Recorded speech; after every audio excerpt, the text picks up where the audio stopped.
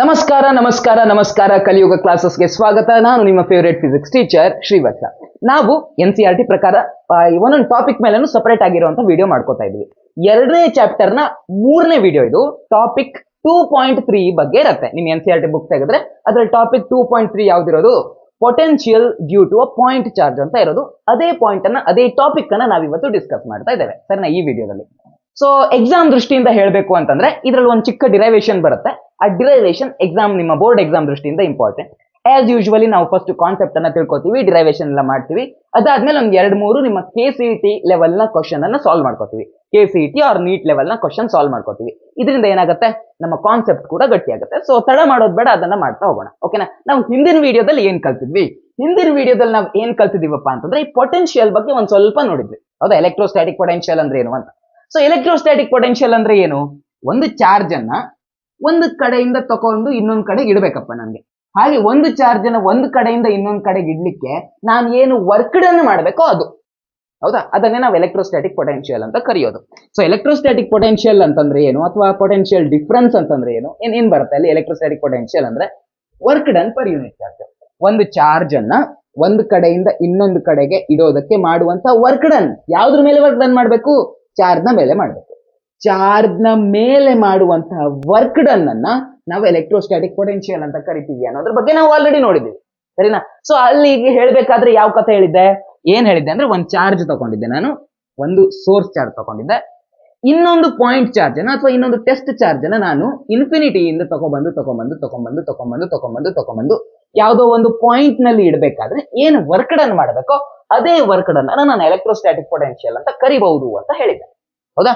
So ಇದ್ರ ಬಗ್ಗೆನೇ ನಾವು ಡಿಸ್ಕಷನ್ ಮಾಡಾಗಿತ್ತು. ಸೊ ಇವತ್ತು ಕೂಡ ನಾವು ಇದನ್ನೇ ಮಾಡ್ತಿದೀವಿ.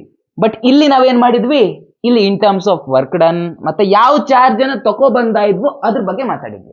ಅಂದ್ರೆ ನಿಮ್ಗೆ ಇನ್ಫಿನಿಟಿಯಿಂದ ಈ ಪಾಯಿಂಟಿಗೆ ತಗೊಂಡ್ಬರ್ಬೇಕು ಅಂದ್ರೆ ಏನ್ ವರ್ಕ್ ಡನ್ ಮಾಡಿದೀವಿ ಅನ್ನೋದು ಗೊತ್ತು. ಹಾಗೇನೆ ನೀವು ಯಾವ ಚಾರ್ಜ್ ಅನ್ನ ಅಲ್ಲಿಂದ ಇಲ್ಲಿಗೆ ತಗೊಬರ್ತಿದ್ದೀರಾ ಆ ಚಾರ್ಜ್ ನ ವ್ಯಾಲ್ಯೂ ಗೊತ್ತು ಅಂತಂದ್ರೆ ನೀವು ಪೊಟೆನ್ಶಿಯಲ್ ಅನ್ನ ಹೇಳ್ಬೋದು with the help of this formula. ಹೌದಾ, ಈ ಫಾರ್ಮುಲಾ ನೋಡಿ ಅಷ್ಟನ್ನು ಮಾತ್ರ ಹೇಳ್ಬೋದು. ಬಟ್ ನಿಮ್ಗೆ ಕ್ವಶನ್ ಅಲ್ಲಿ ಈ ರೀತಿಯಾಗಿ ಕೊಟ್ಟಿದಾರಪ್ಪ, ಸೋರ್ಸ್ ಚಾರ್ಜ್ ನಿಂದ ಆ ಪಾಯಿಂಟ್ ಗೆ ಇರುವಂತ ಡಿಸ್ಟೆನ್ಸ್ ಕೊಟ್ಟಿದ್ದಾರೆ. ಓಕೆನಾ, ಈ ಡಿಸ್ಟೆನ್ಸ್ ಅನ್ನ ಕೊಟ್ಟಿದ್ದಾರೆ. ಆವಾಗ ಹೇಳಿ ಅಂತಂದ್ರೆ ನೀವು ಹೆಂಗ್ ಹೇಳ್ತೀರಾ, ಹೇಳಕ್ಕಾಗಲ್ಲ. ನಿಮ್ಮ ಕ್ವಶನ್ ಅಲ್ಲಿ ಈ ಸೋರ್ಸ್ ಚಾರ್ಜ್ ಏನಿದೆಯೋ ಆ ಸೋರ್ಸ್ ಚಾರ್ಜ್ ನ ವ್ಯಾಲ್ಯೂ ಕೊಟ್ಟು ಬಿಡಿತಾರೆ. ಅವಾಗ ಹೇಳ್ರಪ್ಪ ಈ ಪಾಯಿಂಟ್ ಅಲ್ಲಿ ಎಷ್ಟು ಎಲೆಕ್ಟ್ರೋಸ್ಟಾಟಿಕ್ ಪೊಟೆನ್ಶಿಯಲ್ ಬರುತ್ತೆ ಹೇಳಿ ನೋಡುವ ಅಂದ್ರೆ ಅವಾಗ ಹೇಗೆ ಹೇಳ್ತೀರಾ. ಅವಾಗ ಈ ಫಾರ್ಮುಲಾ ಅಪ್ಲೈ ಮಾಡಕ್ಕಾಗತ್ತಾ, ಡಿಸ್ಟೆನ್ಸ್ ಕೊಟ್ಟಿದ್ದಾರೆ, ಈ ಚಾರ್ಜ್ ನ ಅಂದ್ರೆ ಸೋರ್ಸ್ ಚಾರ್ಜ್ ನ ವ್ಯಾಲ್ಯೂ ಕೊಟ್ಟಿದ್ದಾರೆ. ಸೋರ್ಸ್ ಚಾರ್ಜ್ ಅನ್ನ ಕ್ಯಾಪಿಟಲ್ ಕ್ಯೂ ಇಂದ ಡಿನೋಟ್ ಮಾಡ್ತೀವಿ. ಹೌದಾ. ಸೊ ಕ್ಯಾಪಿಟಲ್ ಕ್ಯೂ ನ ವ್ಯಾಲ್ಯೂ ಕೊಟ್ಟಿದ್ದಾರೆ. ಸ್ಮಾಲ್ ಕ್ಯೂ ಅಂದ್ರೆ ಯಾವುದು, ಯಾವ ಚಾರ್ಜ್ ಅನ್ನ ಅಲ್ಲಿಂದ ಇಲ್ಲಿಗೆ ತಗೊಬನ್ನೋ ಅದು. ಸೊ ಅದ್ರ ಬಗ್ಗೆ ಅಲ್ಲ, ಕ್ಯಾಪಿಟಲ್ ಕ್ಯೂ ಇಟ್ಟಿದೀವಲ್ವಾ ಸೋರ್ಸ್ ಚಾರ್ಜ್, ಅದ್ರ ವ್ಯಾಲ್ಯೂ ಕೊಟ್ಟಿದ್ದಾರೆ. ಅವಾಗ ಮಾಡಕ್ಕಾಗತ್ತೆ ಈ ಫಾರ್ಮುಲಾ ಹಾಕಕ್ಕಾಗತ್ತಾ, ಇಲ್ಲ. ಸೊ ಆವಾಗ ಬೇಕು, ಯಾವ ಫಾರ್ಮುಲಾ ಬೇಕಾಗುತ್ತೋ ಅದನ್ನ ನಾವು ಇವತ್ತು ಡಿರೈವ್ ಮಾಡ್ತಾ ಇದೀವಿ ಅಷ್ಟೇ. ಓಕೆನಾ. ಕಾನ್ಸೆಪ್ಟ್ ಸೇಮ್, ಕಾನ್ಸೆಪ್ಟ್ ಅದೇ. ಇಲ್ಲಿ ಮಾಡ್ಬೇಕಾದ್ರೂ ನಾವು ಇದೇ ಕೆಲಸ ಮಾಡಿದ್ವಿ. ಇನ್ಫಿನಿಟಿಯಿಂದ ಇಲ್ಲಿಗೆ ತರಬೇಕಾದ್ರೆ ಏನ್ ಕೆಲಸ ಮಾಡ್ಬೇಕು ಅದನ್ನೇ ಪೊಟೆನ್ಶಿಯಲ್ ಅಂತ ಕರೀತೀವಿ. ಇಲ್ಲಿ ಕೂಡ ಪೊಟೆನ್ಶಿಯಲ್ ನ ಅರ್ಥ ಏನು ಚೇಂಜ್ ಆಗುದಿಲ್ಲ. ಸೊ ಇಲ್ಲಿ ಕೂಡ ಅದೇ ಮಾಡೋದು ನಾವು, ಬಟ್ ಅದನ್ನ ಡಿಫ್ರೆಂಟ್ ಆಂಗಲ್ ನಿಂದ ನಾವಿಲ್ಲಿ ವಿಚಾರ ಮಾಡ್ಬೇಕು ಸರಿನಾ. ಮಾಡ್ತಾ ಹೋಗೋಣವಾ. ಸರಿ, ನಮಗ್ ಗೊತ್ತು ಪೊಟೆನ್ಶಿಯಲ್ ಅಂತಂದ್ರೆ ಏನು. ಇನ್ಫಿನಿಟಿಯಿಂದ ಈ ಪಾಯಿಂಟ್ ಗೆ ಒಂದು ಯೂನಿಟ್ ಪಾಸಿಟಿವ್ ಚಾರ್ಜ್ ಅನ್ನ ಇಲ್ಲಿಂದ ಇಲ್ಲಿ ತರೋದಕ್ಕೆ ಏನ್ ಕೆಲಸ ಮಾಡ್ಬೇಕೋ ಅದನ್ನೇ ನಾವು ಪೊಟೆನ್ಶಿಯಲ್ ಅಂತ ಕರೆಯೋದು. ಬೇಸಿಕಲಿ ನಾವಿಲ್ಲಿ ವರ್ಕ್ ಡನ್ ಬಗ್ಗೆ ಮಾತಾಡ್ತೀವಿ, ನಾವಿಲ್ಲಿ ಕೆಲಸದ ಬಗ್ಗೆ ಮಾತಾಡ್ತೀವಿ. ಕರೆಕ್ಟಾ. ಸೊ ನಿಮ್ಗೆ ಗೊತ್ತು ಕ್ಲಾಸ್ 11th ಅಲ್ಲಿ ನೀವು ಕಲ್ತಿರ್ತೀರಾ ವರ್ಕ್ ಡನ್ ಗೆ ಏನು ಫಾರ್ಮುಲಾ. ವರ್ಕ್ ಡನ್ ಅಂದ್ರೆ ಏನು, work done is nothing but it is the dot product of force and displacement. ಕರೆಕ್ಟಾ.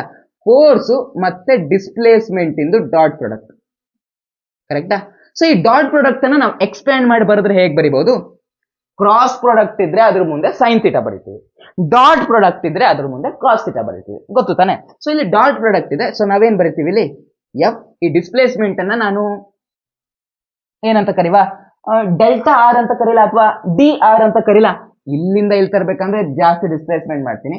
ಸೊ ಈ ಚಿಕ್ಕ ಡಿಸ್ಟೆನ್ಸ್ ಏನಿದೆ ಅಲ್ವಾ, ಇಲ್ಲಿಂದ ಇಲ್ಲಿ ತರೋಗಿರುವಂತ ಚಿಕ್ಕ ಡಿಸ್ಟೆನ್ಸ್, ಅದನ್ನ ನಾನು ಏನಂತ, ಪೂರ್ತಿ ತರೋ ಡಿಸ್ಟೆನ್ಸ್ ಅನ್ನ ನಾನು ಏನೋ ಅಂತ ಕರೆದ್ರೆ ಈ ಚಿಕ್ಕ ಡಿಸ್ಟೆನ್ಸ್ ಅನ್ನ ನಾನು ಚಿಕ್ಕದು ಅಂತ ಕರಿಬೇಕಲ್ವಾ. ಸೊ ಡೆಲ್ಟಾ ಆರ್ ಅಂತ ಕರಿತೇನೆ ಅಥವಾ DR ಅಂತ ಕರಿತೀನಿ ಸರಿನಾ, ಚಿಕ್ಕ ಡಿಸ್ಟೆನ್ಸ್. ಸೊ ಡಿಸ್ಪ್ಲೇಸ್ಮೆಂಟ್ ಜಾಗದಲ್ಲಿ DR ಅಂತ ಬರ್ಕೊಂಡೆ, ಫೋರ್ಸ್ ಜಾಗದಲ್ಲಿ ಫೋರ್ಸ್, ಡಿಸ್ಪ್ಲೇಸ್ಮೆಂಟ್ ಜಾಗದಲ್ಲಿ DR ಅಂತ ಬರ್ಕೊಂಡೆ. ಈಗ ಏನ್ ಬರಿಬೇಕು, ಡಾಟ್ ಪ್ರಾಡಕ್ಟ್ ಇದೆ. ಸೊ ಕಾಸ್ ಥೀಟಾ ಬರೆಯೋದೊಂದು ಬಾಕಿ ಉಳ್ಕೋತು. ಹೌದಾ. ಸೊ ಕಾಸ್ ಥೀಟಾ ಅಂತ ಬರೆದೆ. ನಾವು ಪೂರ್ತಿ ಇಲ್ಲಿಂದ ಇಲ್ಲಿ ತರೋಕೆ ಇದು ಡಿಸ್ಟೆನ್ಸ್ R ಆಗುವಷ್ಟು ತಗೊಬಂದ್ರೆ ಪೂರ್ತಿ ವರ್ಕ್ ಡನ್ ಮಾಡಿದಾಗ ಆಗುತ್ತೆ. ಬಟ್ ನಾವು ಇಲ್ಲಿ ಏನ್ ಮಾಡಿದೀವಿ, ಒಂದು ಚಿಕ್ಕ ಡಿಸ್ಟೆನ್ಸ್ಗೆ ಅದನ್ನ ಮೂವ್ ಮಾಡಿದೀವಿ. ಸೊ ಪೂರ್ತಿ ಮಾಡಿದ್ರೆ ಪೂರ್ತಿ ವರ್ಕ್ ಡನ್ ಸಿಗ್ತಾ ಇತ್ತು. ಹೌದಾ, ನಾವು ಒಂದ್ ಚಿಕ್ಕದಾಗಿ ಅಲ್ಗಾಡ್ಸಿದೀವಿ, ಇಲ್ಲಿಂದ ಇದೇ ಪಾಯಿಂಟ್ ತಗೊ ಬಂದಿದೀವಿ. ಸೊ ನಮಗೆ ಸಿಕ್ಕಿರುವಂತ ವರ್ಕ್ ಡನ್ ಕೂಡ ಹೇಗ್ ಸಿಗತ್ತೆ, ಇವಾಗ ಚಿಕ್ಕ ವರ್ಕ್ ಡನ್ ಸಿಗತ್ತೆ. ಹೌದಾ, ಸೊ ನಾನು ಇಲ್ಲಿ ಪೂರ್ತಿ ವರ್ಕ್ ಡನ್ ಸಿಗಲ್ಲ, ಚಿಕ್ಕ ವರ್ಕ್ ಡನ್ ಸಿಗತ್ತೆ.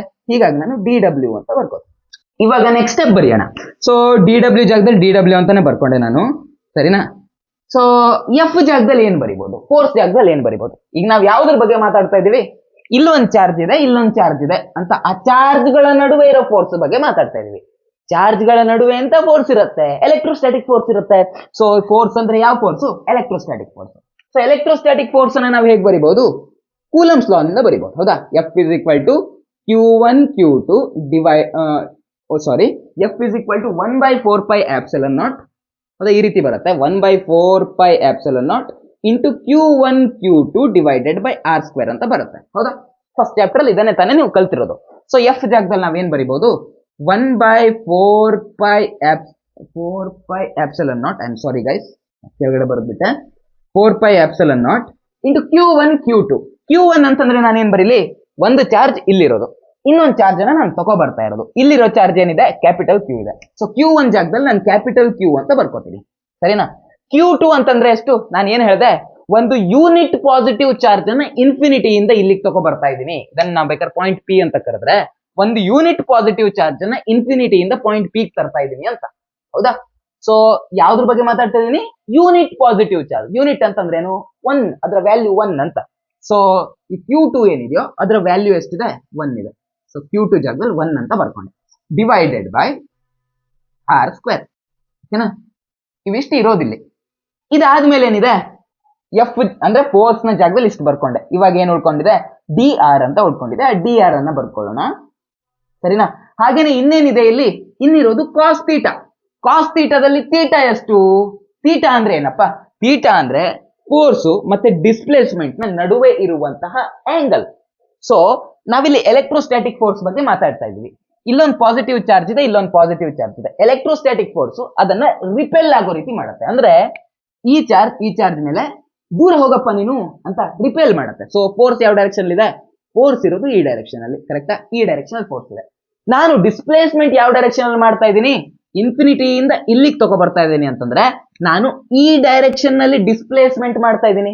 ಸೊ ಫೋರ್ಸ್ ನ ಡೈರೆಕ್ಷನ್ ಹೀಗಿದೆ, ಡಿಸ್ಪ್ಲೇಸ್ಮೆಂಟ್ ನ ಡೈರೆಕ್ಷನ್ ಹೀಗಿದೆ. ಸೊ ಆ ಎರಡೂ ವೆಕ್ಟರ್ ಗಳ ನಡುವೆ ಆಂಗಲ್ ಎಷ್ಟಿದೆಯಪ್ಪ, 180 ಡಿಗ್ರಿ ಇದೆ. ಕ್ಲಿಯರಾ.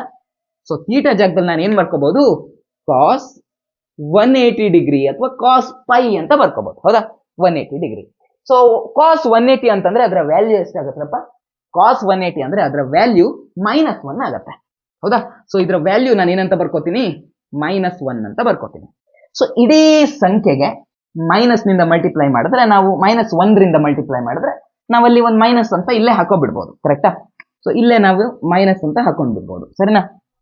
ನಾನು ಸ್ವಲ್ಪ ಚಿಕ್ಕದಾಗಿ ಹಾಕಿದೆ. ನೆಕ್ಸ್ಟ್ ಸ್ಟೆಪ್ ನಾನು ಬರಿಬೇಕಾದ್ರೆ ಆ ಮೈನಸ್ ಅನ್ನ ಮರ್ತೋಗ್ಬೋದು. ಸಪೋಸ್ ಮರ್ತು ಹೋದ್ರೆ ನೀವು ನೆನ್ಪು ಮಾಡಿ, ಸರಿನಾ. ಇವಾಗ ನೆಕ್ಸ್ಟ್ ಸ್ಟೆಪಿಗೆ ಬರೋಣ. ಇವಾಗ ನೋಡ್ರಪ್ಪ, ಈ 1 ಇದೆಯಲ್ವಾ, ಈ 1 ಬರೆಯೋ ಅವಶ್ಯಕತೆ ಇಲ್ಲ, ಅದನ್ನ ಅಳಿಸ್ಬಿಡ್ತೇನೆ. ಹೌದಾ, ಯಾವ್ದೇ ಒಂದು ಸಂಖ್ಯೆಯನ್ನ 1 ನಿಂದ ಮಲ್ಟಿಪ್ಲೈ ಮಾಡಿದ್ರೆ ಅದು ಇದ್ದಷ್ಟೇ ಇರುತ್ತೆ. ಸೊ 1 ಬರೆಯೋ ಅವಶ್ಯಕತೆ ಇಲ್ಲ. ಸೊ ಬಾಕಿ ಏನೇನಿದೆಯಲ್ವಾ, ಇದನ್ನ ನೀವು ಕರೆಕ್ಟ್ ಆಗಿ ನೀವು ಅಬ್ಸರ್ವ್ ಮಾಡಿ. ನಮ್ಗೆ ಏನಿದೆ, DW ಬಗ್ಗೆ ನಮ್ಗೆ ಸಿಕ್ಕಿದೆ. ನಮಗೆ ಬೇಕಾಗಿರೋದು DW ನ ಚಿಕ್ಕ ವರ್ಕ್ ಡನ್ ಬೇಕಾ, ಬೇಡ. ನಮಗೆ ಆ ಚಾರ್ಜ್ ಅನ್ನ ಇನ್ಫಿನಿಟಿಯಿಂದ ಇಲ್ಲಿಗೆ ತರಬೇಕಾದ್ರೆ ಏನ್ ವರ್ಕ್ ಡನ್ ಮಾಡಿದ್ರೆ ಆ ವರ್ಕ್ ಡನ್ ಪೂರ್ತಿ ಬೇಕು. DW ಅಂದ್ರೆ ಇಲ್ಲಿಂದ ಇಲ್ಲಿಗೆ ಒಂದು ಚಿಕ್ಕ ಡಿಸ್ಟೆನ್ಸ್ ಮೂವ್ ಮಾಡೋದಕ್ಕೆ ಏನ್ ವರ್ಕ್ ಡನ್ ಮಾಡಿದೇನೋ ಅದು. ಸೊ ಈ ಎಲ್ಲಾ ಚಿಕ್ಕ ಚಿಕ್ಕ ವರ್ಕ್ ಡನ್ ಗಳನ್ನ ಸೇರಿಸಿದ್ರೆ ನನಗೆ ಪೂರ್ತಿ ವರ್ಕ್ ಡನ್ ಸಿಗತ್ತೆ. ಹೌದಾ, ಸೊ ಈ ಚಿಕ್ಕದನ್ನ ಸೇರಿಸೋದಕ್ಕೆ ನಾವು ಏನಂತ ಕರಿತೀವಿ, ಇದಕ್ಕೆ ನಾವು ಇಂಟಿಗ್ರೇಷನ್ ಅಂತ ಕರಿತೀವಿ. ಸೊ ನಾವ್ ಇಲ್ಲಿ ಏನ್ ಮಾಡೋಣ, ಇಂಟಿಗ್ರೇಷನ್ ಮಾಡೋಣ. ಸೊ DW ಇರೋದು ಪೂರ್ತಿ ವರ್ಕ್ ಆಗಬೇಕು ಅಂತಂದ್ರೆ ನಾನು ಈ ಕಡೆಗೂ ಇಂಟಿಗ್ರೇಷನ್ ಮಾಡ್ಕೋಬೇಕು. ಹಾಗೇನೆ ಲೆಫ್ಟ್ ಹ್ಯಾಂಡ್ ಸೈಡಿಗೆ ಮಾಡಿ ರೈಟ್ ಹ್ಯಾಂಡ್ ಸೈಡ್ಗೆ ಹಾಗೆ ಬಿಟ್ರೆ ರೈಟ್ ಹ್ಯಾಂಡ್ ಸೈಡಿಗೆ ಮೋಸ ಮಾಡ್ದಂಗೆ ಆಗುತ್ತೆ. ಸೊ ಲೆಫ್ಟ್ ಹ್ಯಾಂಡ್ ಸೈಡಿಗೆ ಮಾಡಿದ್ದೀನಲ್ವಾ, ಹೀಗಾಗಿ ರೈಟ್ ಹ್ಯಾಂಡ್ ಸೈಡ್ಗೂ ಇಂಟಿಗ್ರೇಷನ್ ಅನ್ನ ಮಾಡ್ಕೊಂಡ್ಬಿಡ್ಬೇಕು, ಸರಿನಾ. ಸೊ ಇಂಟಿಗ್ರೇಷನ್ ಅನ್ನ ಎಲ್ಲಿಂದ ಎಲ್ಲಿಗೆ ಮಾಡಬೇಕು, ಇದು ಕೂಡ ಇಂಪಾರ್ಟೆಂಟ್. ಎಲ್ಲಿಂದ ಎಲ್ಲಿಗೆ ಮಾಡ್ತೀರಾ ನಾವು ಇಂಟಿಗ್ರೇಷನ್ ಅನ್ನ ನಾವು ಇಲ್ಲಿಂದ ಇಲ್ಲಿಗೆ ಮಾಡ್ತಾ ಇದೀವಿ. ಹೌದಾ, ಅಂದ್ರೆ ಇನ್ಫಿನಿಟಿಯಿಂದ ಈ ಡಿಸ್ಟೆನ್ಸ್ ಫಸ್ಟ್ ಇನ್ಫಿನಿಟಿ ಇತ್ತು, ಆ ಡಿಸ್ಟೆನ್ಸ್ ಇನ್ಫಿನಿಟಿಯಿಂದ ಆ ಡಿಸ್ಟೆನ್ಸ್ R ಆಗೋವರೆಗೂ ಆರ್ ಅಂದ್ರೆ ಈ ಪಾಯಿಂಟ್ ಬಂದ ತಕ್ಷಣ ಡಿಸ್ಟೆನ್ಸ್ ಆರ್ ತಾನೆ. ಮೊದಲು ಡಿಸ್ಟೆನ್ಸ್ ಇನ್ಫಿನಿಟಿ ಇತ್ತು, ಆ ಡಿಸ್ಟೆನ್ಸ್ ಇನ್ಫಿನಿಟಿಯಿಂದ ಡಿಸ್ಟೆನ್ಸ್ ಆರ್ ಆಗೋದ್ರವರೆಗೂ ನಾವು ಇಂಟಿಗ್ರೇಷನ್ ಅನ್ನ ಮಾಡಬೇಕು. ಹೌದಾ? ಸೊ ಇನ್ಫಿನಿಟಿಯಿಂದ ಡಿಸ್ಟೆನ್ಸ್ ಆರ್ ಆಗೋದ್ರವರೆಗೆ ನಾವು ಇಂಟಿಗ್ರೇಷನ್ ಮಾಡ್ಬೇಕು. ಇಲ್ಲೂ ಕೂಡ ಹಂಗೆ ಇನ್ಫಿನಿಟಿಯಿಂದ ಎಲ್ಲಿಗೆ ಮಾಡಬೇಕು, ಆರ್ ಆಗೋದ್ರವರೆಗೆ ಮಾಡಬೇಕು. ಸರಿನಾ? ಸೊ ಇದು ನಿಮ್ಗೆ ಗೊತ್ತು. ಡಿ ಡಬ್ಲ್ಯೂ ಚಿಕ್ಕ ಚಿಕ್ಕ ವರ್ಕ್ ಡನ್ ಅನ್ನ ಇಂಟಿಗ್ರೇಟ್ ಮಾಡಿದ್ರೆ ನಮ್ಗೆ ಏನ್ ಸಿಗುತ್ತೆ, ಪೂರ್ತಿ ವರ್ಕ್ ಡನ್ ಸಿಗುತ್ತೆ. ಐ ಮೀನ್ ಪೂರ್ತಿ ಡಬ್ಲ್ಯೂ ಅನ್ನೋದು ಸಿಗುತ್ತೆ. ಹೌದಾ? ಇಲ್ಲ ನಮಗೆ ಪೂರ್ತಿ ವರ್ಕ್ ಡನ್ ಸಿಗುತ್ತೆ. ಸೊ ಇದ್ರ ಕತೆ ಏನಾಯ್ತು, ಅದೇ ಇಂಟ್ರೆಸ್ಟಿಂಗ್. ಇವಾಗ ಇಂಟಿಗ್ರೇಷನ್ ಮಾಡ್ಬೇಕಾದ್ರೆ ನಿಮ್ಗೆ ಒಂದು ಸಿಂಪಲ್ ಆಗಿ ನಾನು ಹೇಳ್ಕೊಬಿಡ್ತೀನಿ. 2 ಸ್ಟೆಪ್ ಇರುತ್ತೆ. ಮೊದಲನೇ ಸ್ಟೆಪ್ ನಲ್ಲಿ ಯಾವ್ಯಾವ ವ್ಯಾಲ್ಯೂ ಕಾನ್ಸ್ಟೆಂಟ್ ಇದೆಯೋ ಅದನ್ನ ಹೊರಗೆ ತಕೊಳ್ಳೋದು. 2ನೇ ಸ್ಟೆಪ್ ನಲ್ಲಿ ಫಾರ್ಮುಲಾನ ಅಪ್ಲೈ ಮಾಡೋದು. ಮೊದಲು ಆ ಕಾನ್ಸ್ಟೆಂಟ್ ಗಳನ್ನ ಹೊರಗಡೆ ತೆಕ್ಕೊಳ್ಳೋಣ. ಸರಿನಾ? ಸೊ ಏನೇನು ಕಾನ್ಸ್ಟೆಂಟ್ ಇದೆ ಇಲ್ಲಿ ನೋಡಿ, ಕರೆಕ್ಟ್ ಆಗಿ ನೋಡಿ. ಕಾನ್ಸ್ಟೆಂಟ್ ಇರೋದು ಯಾವ್ದಿಲ್ಲಿ, -1/4πε0 ಅನ್ನೋದು ಕಾನ್ಸ್ಟೆಂಟ್. ಸೊ ಅದನ್ನ ಹೊರಗಡೆ ತೆಕ್ಕೋತೀನಿ. -1/4πε0 ಹೊರಗಡೆ ತೆಕ್ಕೊಂಡೆ. ಉಳ್ಕೊಂಡಿರೋದೇನು, q/r² ಉಳ್ಕೊಂತು. ಈ q/r² ಅಲ್ಲಿ ಈ q ವ್ಯಾಲ್ಯೂ ಇದೆಯಲ್ವಾ, ನಮ್ಮ ಚಾರ್ಜ್ ನ ವ್ಯಾಲ್ಯೂ, ನಾನು ಆ ಮತ್ತೊಂದು ಚಾರ್ಜ್ ಅನ್ನ ಇನ್ಫಿನಿಟಿಯಿಂದ ಇಲ್ಲಿಗೆ ತಗೊಂಡ್ಬರ್ತೀನಿ. ಇನ್ಫಿನಿಟಿಯಿಂದ ಇಲ್ಲಿಗೆ ತಗೊಂಡ್ಬರ್ಬೇಕಾದ್ರೆ ಈ ಚಾರ್ಜ್ ಏನಿತ್ತು, ಈ ಸೋರ್ಸ್ ಚಾರ್ಜ್ ನ ವ್ಯಾಲ್ಯೂ ಏನಿತ್ತು ಅದು ಚೇಂಜ್ ಆಗತ್ತಾ? ಇಲ್ಲ, ಅದು ಚೇಂಜ್ ಆಗಲ್ಲ. ಈ ಕ್ಯೂ ನ ವ್ಯಾಲ್ಯೂ, ಈ ಚಾರ್ಜ್ ನ ವ್ಯಾಲ್ಯೂ, ಸೋರ್ಸ್ ಚಾರ್ಜ್ ನ ವ್ಯಾಲ್ಯೂ ಫಿಕ್ಸ್ ಇರುತ್ತೆ. ಅದು ಇದ್ದಷ್ಟೇ ಇರುತ್ತೆ. ಅಂದ್ರೆ ಅದು ಕೂಡ ಕಾನ್ಸ್ಟೆಂಟ್ ಆಗ್ಲಿಲ್ವಾ ಇಲ್ಲಿ? ಸೊ ಅದನ್ನು ನಾವು ಇವಾಗ ಹೊರಗೆ ತೆಕ್ಕೋಬೇಕು. ಸರಿನಾ? ಸೊ ಇದನ್ನು ನಾನು ಹೊರಗಡೆ ತೆಕ್ಕೋತೀನಿ. ಸೊ ಈ ರೀತಿಯಾಗಿ ಆಗತ್ತೆ. ಓಕೆನಾ? ಸೊ ಬಾಕಿ ಏನೇನು ಉಳ್ಕೊಂತು ಅದನ್ನ ಬರ್ದ್ಬಿಡೋಣ. ಸರಿನಾ? ಬಾಕಿ ಏನೇನು ಉಳ್ಕೊಂತು, ಬಾಕಿ ಉಳ್ಕೊಂಡಿರೋದು 1/r² ಇಲ್ಲಿ ಇಂಟು ಡಿ ಆರ್ ಅಥವಾ ವಿತ್ ರೆಸ್ಪೆಕ್ಟ್ ಟು ಆರ್. ಈ ರೀತಿ ನಾವು ಓದ್ತೀವಿ ಇಂಟಿಗ್ರೇಷನ್ ಎಲ್ಲ ಓದ್ಬೇಕಾದ್ರೆ. ಸರಿನಾ? ಎಲ್ಲಿಂದ ಎಲ್ಲಿ, ಇನ್ಫಿನಿಟಿಯಿಂದ ಆರ್ ಡಿಸ್ಟೆನ್ಸ್ ವರೆಗೆ, ಇನ್ಫಿನಿಟಿಯಿಂದ ಆರ್ ಡಿಸ್ಟೆನ್ಸ್ ನ ವರೆಗೆ. ಸರಿನಾ? ಇದು ಕ್ಲಿಯರ್ ಆಯ್ತಾ? ಇವಾಗ ನಾವು 2 ಸ್ಟೆಪ್ ನಲ್ಲಿ 1 ಸ್ಟೆಪ್ ಮಾಡ್ಕೊಂಡಿವಿ, ಕಾನ್ಸ್ಟೆಂಟ್ ಹೊರಗಡೆ ತೆಕ್ಕೊಳ್ಳೋದನ್ನ ಮಾಡಿದ್ವಿ. ಇವಾಗ ಏನ್ ಮಾಡ್ಬೇಕು, ಇವಾಗ ಫಾರ್ಮುಲಾವನ್ನ ಅಪ್ಲೈ ಮಾಡ್ಕೋಬೇಕು. ಸೊ ಏನು formula, very simple formula.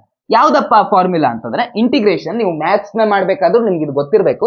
Integration in ಒಂದು ಸಿಂಪಲ್ ಫಾರ್ಮುಲಾ ಇದೆ.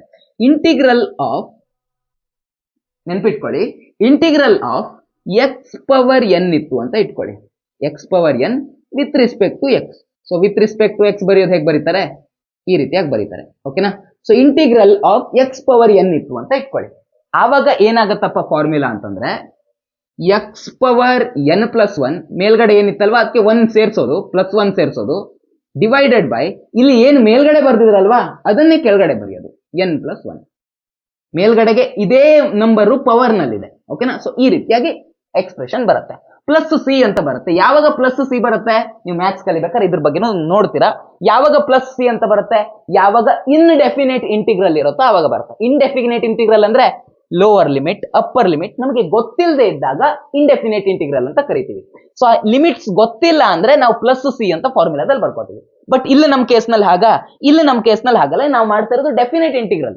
ನಮಗೆ ಲೋವರ್ ಲಿಮಿಟ್ ಏನಿದೆ ಅಂತಾನು ಗೊತ್ತು, ಅಪ್ಪರ್ ಲಿಮಿಟ್ ಏನಿದೆ ಅಂತಾನು ಗೊತ್ತು. ಸೊ ಡೆಫಿನೇಟ್ ಇಂಟಿಗ್ರಲ್ ಬರಿಬೇಕಾದ್ರೆ, ಡೆಫಿನೇಟ್ ಇಂಟಿಗ್ರಲ್ ಇದ್ದಾಗ ನಾವು +c ಬರ್ಕೊಳ್ಳೋ ಅಗತ್ಯ ಇರಲ್ಲ, ಕಾನ್ಸ್ಟೆಂಟ್ ಅನ್ನ ಆಡ್ ಮಾಡ್ಕೊಳ್ಳೋ ಅಗತ್ಯ ಇರಲ್ಲ. ಸರಿನಾ? ಸೊ ಈ ಫಾರ್ಮುಲಾನ ನಾವು ಇಲ್ಲಿ ಹಾಕಬೇಕು.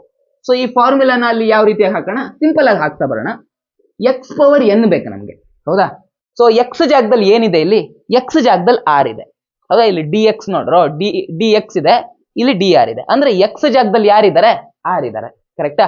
ಸೊ x⁴n ಬರೋ ರೀತಿಲಿ ನಾನು ಬರ್ಕೋಬೇಕು. ಇವಾಗ 1/r² ಇದೆ. ಸೊ ಇದನ್ನ ನಾನು ಬರೀ x⁴n ಆಗೋ ರೀತಿ, ಅಂದ್ರೆ ಅದೇ ರೀತಿಲಿ, ಅಂದ್ರೆ ಅದು ಏನೋ ಒಂದು ಪವರ್ ಬರಬೇಕು, ಆ ರೀತಿಲಿ ನಾ ಹೇಗೆ ಬರ್ಕೋಬಹುದು, 1/p ಇತ್ತು, ನಾನು ಹೇಗೆ ಬರಿಬಹುದು ಇದನ್ನ, p⁻−1 ಅಂತ ಬರಿಬಹುದು. ಅಂದ್ರೆ ಇದನ್ನೇ, ಇದ್ರ ಪವರ್ ಏನಿತ್ತೋ ಇದು ಮೇಲ್ಗಡೆ ಬಂದಾಗ ಅದು -1 ಆಗುತ್ತೆ. ಹೌದಾ?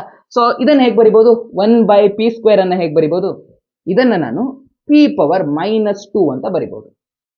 ಹೌದಾ?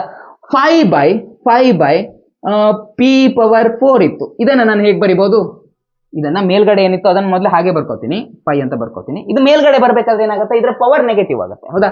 ಸೊ ಇದು p⁻−4. ಇಲ್ಲೂ ಸೇಮ್ ಅದೇ ರೀತಿ ಮಾಡಿದ್ದೀನಿ. ಇಲ್ಲಿ ಆಕ್ಚುಲಿ ಇಲ್ಲಿ 1 ಮಲ್ಟಿಪ್ಲೈ ಬೈ 1 ಇರೋದು, ಇದು p ಅನ್ನ ಮೇಲ್ಗಡೆ ತಗೊಬರ್ತೀನಿ. p ಅನ್ನ ಮೇಲ್ಗಡೆ ತಗೊಬಂದಾಗ ಏನಾಯ್ತು, p⁴1 ಇತ್ತಲ್ವಾ, ಮೇಲ್ಗಡೆ ಬಂದಾಗ p⁻−1 ಆಯ್ತು. ಯಾವುದೇ ಒಂದು ಸಂಖ್ಯೆನ 1ರಿಂದ ಮಲ್ಟಿಪ್ಲೈ ಮಾಡೋ ಅಗತ್ಯ ಇಲ್ಲ. ಸೊ 1ಅನ್ನ ಯೂಶುವಲಿ ನಾವು ಬರೆಯಕ್ ಹೋಗಲ್ಲ. ಸೊ ಅದನ್ನ ನಾವು ಈ ರೀತಿಯಾಗಿ ಬರ್ಕೋತೀವಿ. 1/p² ಇದ್ರೆ ಅದನ್ನ ಈ ರೀತಿಯಾಗಿ ಬರ್ಕೋತೀವಿ. ಬಟ್ ಇಲ್ಲಿ ಏನಿದೆ, ಇಲ್ಲಿರೋದು 1/r². ಸೊ 1/r² ಅನ್ನ ನಾವು ಹೇಗೆ ಬರಿಬಹುದು, r⁻−2 ಅಂತ ಬರಿಬಹುದು. ಹೌದಾ? ಸೊ ನಾವಿಲ್ಲಿ ಹೇಗೆ ಬರಿಬಹುದು, ಆರ್ ಪವರ್ -2 ಅಂತ ಬರಿಬಹುದು. ಆರ್ ಪವರ್ -2 ಅಂತ ಬರಿಬಹುದು. ಕ್ಲಿಯರಾ? ಸೊ ಇವಾಗ ಇದಕ್ಕೆ ನಾವು ಈ ಫಾರ್ಮುಲಾನ ಈಸಿಯಾಗಿ ಅಪ್ಲೈ ಮಾಡ್ಕೋಬಹುದು. ಇವಾಗ ಏನ್ ಮಾಡೋಣ, ಇವಾಗ ಫಾರ್ಮುಲಾನ ಅಪ್ಲೈ ಮಾಡೋಣ. ಡಬ್ಲ್ಯೂ ಇಸ್ ಈಕ್ವಲ್ ಟು ಬಾಕಿ ಏನೇನಿದೆಯೋ ಅದನ್ನ ಇದ್ದಕ್ಕಿದ್ದಾಗೆ ಬರ್ಕೋತೀನಿ. -1/4πε0 -1/4πε0 ಕ್ಯೂ ಇಲ್ಲೇ ಇದೆ. ಸೊ ಕ್ಯೂ ಇಂಟಿಗ್ರೇಷನ್ ಅನ್ನ ಮಾಡ್ಬಿಡೋಣ ಇವಾಗ, ಸರಿನಾ? ಸೊ ಇಂಟಿಗ್ರೇಷನ್ ಮಾಡಿದ್ರೆ ಏನಾಗತ್ತಪ್ಪ ಅಂತಂದ್ರೆ ಏನಾಗತ್ತೆ, ಎಕ್ಸ್ ನ ಪವರ್ n+1 ಆಗತ್ತೆ. ಹೌದಾ? ಸೊ ಇಂಟಿಗ್ರೇಷನ್ ಮಾಡಿದಾಗ ಏನಾಗುತ್ತೆ, ಮತ್ತೆ ಇಂಟಿಗ್ರಲ್ ಸಿಂಬಲ್ ಹಾಕೊಳ್ಳೋದು ಬೇಡ, ಡೈರೆಕ್ಟ್ ಇಂಟಿಗ್ರೇಷನ್ ಮಾಡ್ಕೊಂಡೇ ಬರೆಯೋಣ. ಎಕ್ಸ್ ಪವರ್ n+1, ಎಕ್ಸ್ ಜಾಗದಲ್ಲಿ ಏನಿದೆ ಆರ್ ಇದೆ. ಹೌದಾ? ಸೊ ಆರ್ ಪವರ್ n+1 ಬರ್ಕೋಬೇಕು. ಎನ್ ಜಾಗದಲ್ಲಿ ಏನಿದೆ -2 ಇದೆ. ಸೊ -2 ಆ ಎನ್ ಜಾಗದಲ್ಲಿ -2 ಇದೆ, +1 ಹಾಗೆ ಬರಿಬೇಕು, ಡಿವೈಡೆಡ್ ಬೈ ಮೇಲ್ಗಡೆಗೆ ಏನಿತ್ತೋ ಅದನ್ನೇ ಕೆಳಗಡೆ ಬರ್ಕೊಂಡ್ಬಿಡ್ಬೇಕು. ಹೌದಾ? ಸೊ -2 + 1 ಅಂತ ಬರ್ಕೋಬೇಕು. ಕರೆಕ್ಟಾ? ಸೊ -2 + 1 ಮಾಡಿದಾಗ ಏನ್ ಬರುತ್ತೆ, -1 ಬರುತ್ತೆ. ಕರೆಕ್ಟಾ? ಸೊ ಮೇಲ್ಗಡೆ ಹೇಗೆ ಬರ್ಕೋಬಹುದು ನಾವು, -1 ಅಂತ ಬರ್ಕೋಬಹುದು, ಕೆಳಗಡೆನೂ ಏನಾಗುತ್ತೆ ಅದು -1 ಆಗುತ್ತೆ. ಹೌದಾ? ಸೊ ಇದೇನಾಗುತ್ತೆ, -1 ಆಗುತ್ತೆ. ಸೊ ಯಾವುದೋ ಒಂದು ಸಂಖ್ಯೆಗೆ ನಾವು -1 ರಿಂದ ಡಿವೈಡ್ ಮಾಡಿದೀವಿ ಅಥವಾ -1 ರಿಂದ ಮಲ್ಟಿಪ್ಲೈ ಮಾಡಿದೀವಿ ಅಂತಾಗ ನಾವೇನ್ ಬರ್ಕೋತೀವಿ, ಆ ಇಡೀ ನಂಬರ್ಗೆ ನಾವು ಮೈನಸ್ ಅನ್ನ ಹಾಕೊಂಡ್ಬಿಡ್ತೀವಿ. ಹೌದಾ? ಸೊ ಇಡೀ ಆ ನಂಬರ್ಗೆ ನಾವು ಇಲ್ಲಿ ರೀತಿ ಮೈನಸ್ ಅನ್ನ ಹಾಕೋತೀವಿ. ಇವಾಗ ನೀವೇ ಹೇಳಿ, ಮೈನಸ್ ಇಂಟು ಮೈನಸ್ ಏನಾಗುತ್ತೆ, ಪ್ಲಸ್ ಆಗಿ ಹೋಗ್ಬಿಡತ್ತೆ. ಸೊ ಆ ಮೈನಸ್ ಅನ್ನ ಬರ್ಕೊಳ್ಳೋ ಅವಶ್ಯಕತೆ ಇರಲ್ಲ. ಕರೆಕ್ಟಾ? ಸೊ ನಾನೇನ್ ಮಾಡ್ಕೋತೀನಿ, ಮೈನಸ್ ಅನ್ನ ಇದನ್ನ ತೆಗೆದು ಬಿಡ್ತೀನಿ. ಓಕೆನಾ? ಈ ಮೈನಸ್ ಈ ಯಾಕಂದ್ರೆ ಮೈನಸ್ ಈ ಮೈನಸ್ ಎರಡು ಸೇರಿ ಏನಾಗುತ್ತೆ, ಅವೆರಡು ಮೈನಸ್ ಇಂಟು ಮೈನಸ್ ಪ್ಲಸ್ ಆಗೋಗುತ್ತೆ. ಸೊ ಅದನ್ನು ಬರ್ಕೊಳ್ಳೋ ಅವಶ್ಯಕತೆ ಇರಲ್ಲ. ಸೊ ಈ ರೀತಿಯಾಗಿ ನಮ್ಮ ಇಕ್ವೇಶನ್ ಬಂತು. ಇವಾಗ ಹೇಳಿ 1/x ಇತ್ತು, ನೀವು ಹೇಗೆ ಬರ್ಕೋತೀರಾ, ಎಕ್ಸ್ ಪವರ್ -1 ಅಂತ ಬರ್ಕೋತೀವಿ. ಸೊ ಎಕ್ಸ್ ಪವರ್ -1 ಇತ್ತು, ಅದನ್ನ ನಾವು ಹೇಗೆ ಬರಿಬಹುದು, 1/x ಅಂತ ಬರಿಬಹುದು. ಕರೆಕ್ಟಾ? ಸೊ ಇಲ್ಲೇನಿದೆ, ಇಲ್ಲಿರೋದು ಆರ್ ಪವರ್ -1 ಇದೆ. ಸೊ ನ್ಯೂಮರೇಟರ್ ನಲ್ಲಿರೋದನ್ನ ಡಿನಾಮಿನೇಟರ್ ಕೆಳಗಡೆ ತಗೊಂಡು ಹೋಗ್ಬೇಕು ಅಂದ್ರೆ ನಾವಿದ್ರ ಪವರ್ ನಲ್ಲಿರೋ ಸೈನ್ ಅನ್ನ ಚೇಂಜ್ ಮಾಡ್ಕೋಬೇಕು. ಹೌದಾ? ಸೊ ಆರ್ ಪವರ್ -1 ಇತ್ತು, ಇದನ್ನೇ ನಾವು ಹೇಗೆ ಬರ್ಕೋಬಹುದು, 1/r ಪವರ್ 1 ಅಂತ ಬರ್ಕೋಬಹುದು. ಕರೆಕ್ಟಾ? ಸೊ ಈ ರೀತಿಯಾಗಿ ಬರ್ಕೋಬಹುದು. ಸೊ ಆರ್ ಪವರ್ 1 ಇದೆ, 10 ಪವರ್ 1 ಇದೆ, ಅದನ್ನ 10 ಅಂತಾನೆ ಬರಿತೀವಿ. 8 ಪವರ್ 1 ಇದೆ, ಅದನ್ನ 8 ಅಂತಾನೆ ಬರಿತೀವಿ. ಆ ಪವರ್ ನಲ್ಲಿರೋ 1 ಬರೆಯೋ ಅವಶ್ಯಕತೆ ಇರಲ್ಲ. ಸೊ ಆ 1 ಅನ್ನ ನಾನು ತೆಗೆದು ಬಿಡ್ತೇನೆ. ಓಕೆನಾ? ಸೊ ಈ ರೀತಿಯಾಗಿ ನಮ್ಮ ಫೈನಲ್ ಎಕ್ಸ್ಪ್ರೆಷನ್ ಬಂತು. ಏನು, ವರ್ಕ್ ಡನ್ಗೆ ಈ ಎಕ್ಸ್ಪ್ರೆಷನ್ ಬಂತು. ನಾವೇನು ಮಾಡ್ತೀವಿ, ನಾವೇನು ವರ್ಕ್ ಡನ್ ಮಾಡಿದೀವೋ ಅದೇ ಇಲ್ಲಿ ಪೊಟೆನ್ಷಿಯಲ್ ಎನರ್ಜಿಯಾಗಿ ಸೇವ್ ಆಗುತ್ತೆ. ಹೌದಾ? ನಾವು ಮಾಡಿರುವಂತ ವರ್ಕ್ ಡನ್ ಏನಾಗುತ್ತೆ, ಪೊಟೆನ್ಷಿಯಲ್ ಎನರ್ಜಿಯಾಗಿ ಸೇವ್ ಆಗುತ್ತೆ. ಕರೆಕ್ಟಾ? ಸೊ ವರ್ಕ್ ಡನ್ ಜಾಗದಲ್ಲಿ ನಾವು ಏನಂತ ಬರ್ಕೋಬಹುದು, ವರ್ಕ್ ಡನ್ ನ ಜಾಗದಲ್ಲಿ ನಾವು ಪೊಟೆನ್ಷಿಯಲ್ ಅಂತ ಬರ್ಕೋಬಹುದು. ಸೊ ಪೊಟೆನ್ಷಿಯಲ್ ಗೆ ಏನ್ ಇಕ್ವೇಶನ್, ಪೊಟೆನ್ಷಿಯಲ್ ಇರುವಂತ equation 1/4πε0 into Q divided by R ಅಂತ ಬರಿಬಹುದು. ಸರ್ ನಮ್ಗೆ ಸೇಮ್ ಎಕ್ಸ್ಪ್ರೆಷನ್ ಎಲೆಕ್ಟ್ರಿಕ್ ಫೀಲ್ಡ್ಗೂ ಬಂದಿತ್ತು ಸರ್. ಅಲ್ಲೂ ಒಂದೇ ಕ್ಯೂ ಇತ್ತು, ಇಲ್ಲೂ ಒಂದೇ ಕ್ಯೂ ಇದೆ. ಹೌದಾ? ಸೊ ಸೇಮ್ ಎಕ್ಸ್ಪ್ರೆಷನ್ ಅಲ್ಲೂ ಬಂದಿತ್ತು. ಇಲ್ಲ, ಎಲೆಕ್ಟ್ರಿಕ್ ಫೀಲ್ಡ್ ಇನ್ ಎಕ್ಸ್ಪ್ರೆಷನ್ ಯಾವ ರೀತಿ ಬರುತ್ತೆ, ಜಸ್ಟ್ ನಿಮ್ಗೆ ನೆನಪಿರೋದಕ್ಕೆ ಹೇಳ್ತಾ ಇದ್ದೀನಿ. Electric field in expression 1/4πε0 into Q divided by R² ಅಂತ ಬರುತ್ತೆ.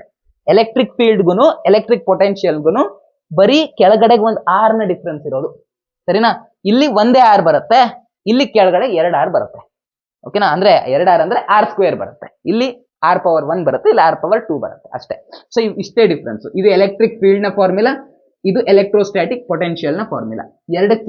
ಎರಡು ಸೇಮ್ ತರನೇ ಇದೆ, ಕನ್ಫ್ಯೂಸ್ ಆಗಬೇಡಿ. ಎಲೆಕ್ಟ್ರಿಕ್ ಫೀಲ್ಡ್ ಈ ರೀತಿಯಾಗಿ ಬರುತ್ತೆ, ಎಲೆಕ್ಟ್ರಿಕ್ ಪೊಟೆನ್ಷಿಯಲ್ ಈ ರೀತಿಯಾಗಿರುತ್ತೆ ಫಾರ್ಮುಲಾ.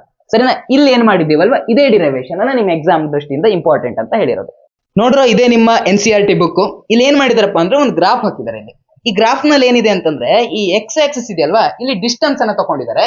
ವೈ ಆಕ್ಸಿಸ್ ಏನಿದೆಯಲ್ವಾ, ಇಲ್ಲಿ ಇಲೆಕ್ಟ್ರಿಕ್ ಫೀಲ್ಡ್ ಅಥವಾ ಇಲೆಕ್ಟ್ರಿಕ್ ಪೊಟೆನ್ಷಿಯಲ್ ಅನ್ನ ತಗೊಂಡಿದ್ದಾರೆ ವೈ ಆಕ್ಸಿಸ್ ನಲ್ಲಿ.